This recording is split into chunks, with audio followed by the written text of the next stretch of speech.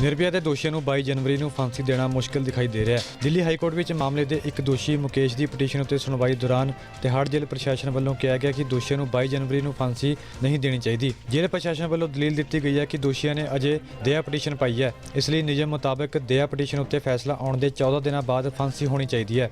ਤਿਹਾੜ ਜੇਲ੍ਹ ਵੱਲੋਂ high court ਵਿੱਚ ਕਿਹਾ ਕਿ ਕਿਸੇ ਵੀ ਹਾਲਤ ਵਿੱਚ 22 ਜਨਵਰੀ ਨੂੰ ਫਾਂਸੀ ਮੁਮਕਿਨ ਨਹੀਂ ਹੈ। ਆਪਣੀ ਇਸ ਗੱਲ ਉੱਤੇ ਤਿਹਾੜ ਜੇਲ੍ਹ ਵੱਲੋਂ ਵਕੀਲ ਰਾਹੁਲ ਮਹਿਤਾ ਨੇ ਅਦਾਲਤ ਵਿੱਚ ਕਿਹਾ ਕਿ ਅਜੇ ਤੱਕ ਰਾਸ਼ਟਰਪਤੀ ਵੱਲੋਂ ਦੋਸ਼ੀਆਂ ਦੀ ਦਇਆ ਪਟੀਸ਼ਨ ਖਾਰਜ ਨਹੀਂ ਕੀਤੀ गई है, इसलिए 22 जनवरी को फांसी नहीं हो सकती। फिर कोर्ट ने कहा कि आप फाइनली या तो सुप्रीम कोर्ट जाओ या तो जहां जजमेंट जहां ऑर्डर हुआ है वहां जाओ, लेकिन अब हमें नहीं लगता है कि 7 तारीख को उनकी फांसी होगी। अच्छा, अरे 22 को आज एक बार फिर से कोशिश की गई थी कि कैसे भी जो 22 तारीख का जो डेथ वारंट है उस पे स्टे लगाया जाए, लेकिन वो नहीं मिला, नहीं हुआ, क्योंकि उनकी एप्लीकेशन ही नहीं उस लायक थी। आज कोर्ट को भी फाइनली हाई कोर्ट में भी साहब को समझ आ गया कि इन लोगों ने किस तरह से डिले की कोशिश कर रहे हैं, कि जब उनको मौका दिया गया तो वो नहीं किए, जब उनको मर्सी के लिए मौका दिया गया तो क्यूरी करके समय बर्बाद किए और स्टे करने के लिए हाई कोर्ट आ गए।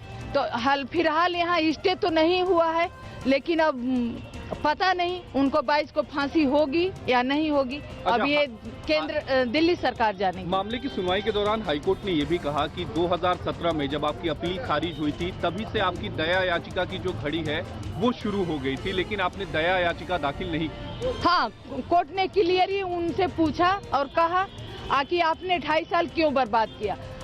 मैं इन 2.5 सालों में इतना हैरेसमेंट हमें हुआ है, हम एक नौकरी वाले आदमी हैं, कभी 7 सालों में हमारे घर में पूरे महीने की सैलरी नहीं आई, उसका खमियाजा कौन देगा हमें। मैं हर रोज कभी सुप्रीम कोर्ट, कभी पटियाला हाउस कोर्ट, कभी हाई कोर्ट दौड़ती हूँ, इसका हिसाब कौन देगा। तो इसका हिसाब मुझे अब सरकार से चाहिए कि क्राइम उन्होंने किया, सजा हमें मिली, तो आप उनको कितना अधिकार देंगे, हमारा क्या अधिकार है आप बताइए। एक बात हमने ये भी देखी कि एक जगह से खारिज होती है याचिका, कल सुप्रीम कोर्ट से खारिज होती है, अचानक शाम को हमें पता चलता है कि दिल्ली हाई कोर्ट मूव कर गए।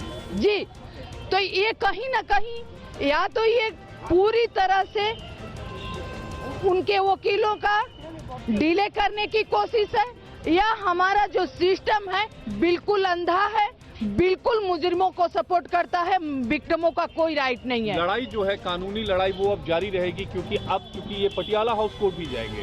जी, वो बिल्कुल जाएंगे, अभी भी लड़ाई जो जारी है, हम आगे भी लड़ेंगे, लेकिन मैं भी इस सरकार से, इस सिस्टम से, या तो इस सिस्टम को समाज में बताना पड़ेगा कि नहीं, विक्टिमों को कोई राइट नहीं है। देखिए 22 तारीख को फांसी नहीं होगी, ये कहने में थोड़ा सा मुश्किल आ रहा है, क्योंकि ये जो सुप्रीम कोर्ट की जो वकील आए थे तो उन्होंने क्या कहा, उन्हें आर्गू किया, सब कुछ किया, लेकिन कोई पता लगा कि यहाँ से कैंसिल नहीं होगा, तो हाई कोर्ट ने भेज दिया उनको, लोअर कोर्ट में जाओ, ट्रायल कोर्ट में जाओ, तब वहाँ गए। लेकिन हमें एक बात समझ नहीं आती कि सुप्रीम कोर्ट के इतने बड़े वकील अपनी बेइज्जती कराने क्यों चले आते हैं। उनको पता कुछ होना नहीं है, उसमें कुछ है नहीं कि अपनी बेइज्जती क्यों कराने आ रहे हैं।